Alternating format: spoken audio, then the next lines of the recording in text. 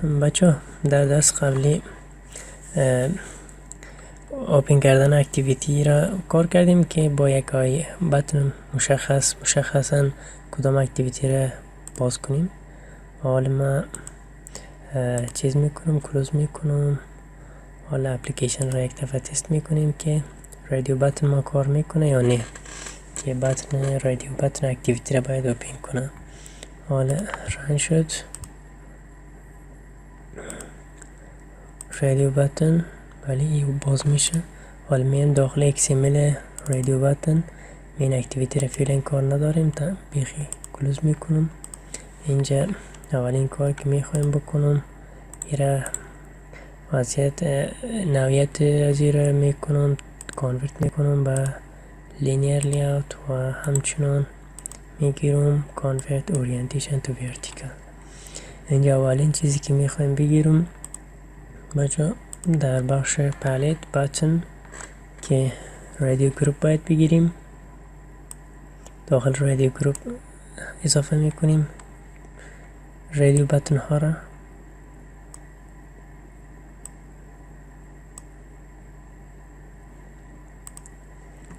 نام از زیر میمونم.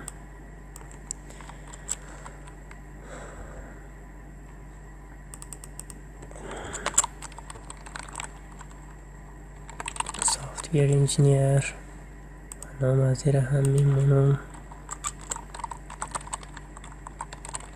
پروگرامر حالت نشته نکرده باشم. خب حالا یک دفعه را تست میکنیم که میایه یا نه.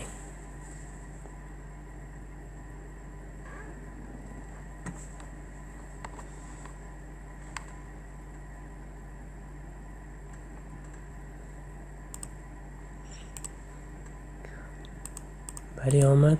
اگر من را داخل رادیو بتن نمی گرفتم چی میشد؟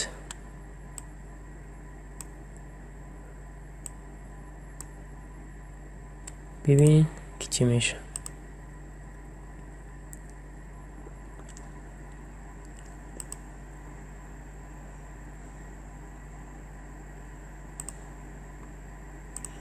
سعی کنید بچه بردش تروش چک گرفت. هیچ مانا داره، هیچ مانا نداره دیگه. هر دو رادیو بتن اگر ترو باشه باید یکیش باید فعال باشه. وقتی که شما در اپلیکیشن تان میل یا فیمیل را میخواین مشخص کنین باز باید یکیش باید ترو باشد. ما داخل پس رادیو گروپ اضافه میکنیم اینا را و حالا برای اینها آیدی تعیین میکنم. رادیو گروپ آیدی میتونم به نام رادیو گروپ باشه. دی رادیو بتن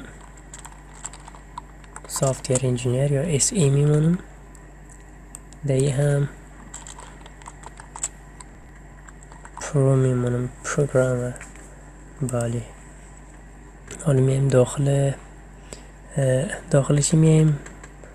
داخل کلاس از میایم رادیو بتن اکتیویتی کلاس هسته. من میتونم از طریق خود XML هم در بخش کانتکست هسته کلید کنترل را بگیرم و لفت ماوس را کلیک میکنم داخل این میه. حالا اینجا اینیشالایز میکنیم یک اینچه رادیو بتن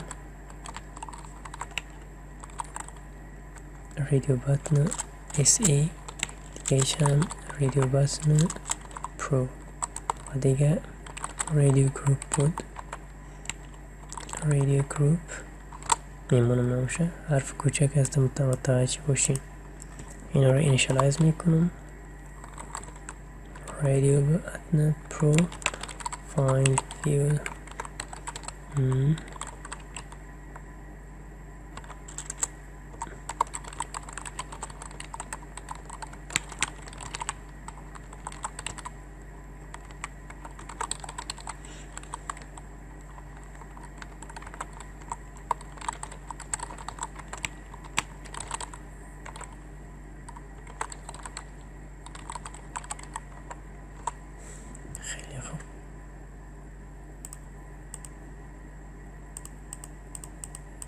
حالا هیچ کاری رو نمیکنه. در ویدیو دیگه هیره یک اکشن اضافه میکنیم که وقتی هیره کلیک کنیم بگه که I'm a software engineer and I'm a programmer.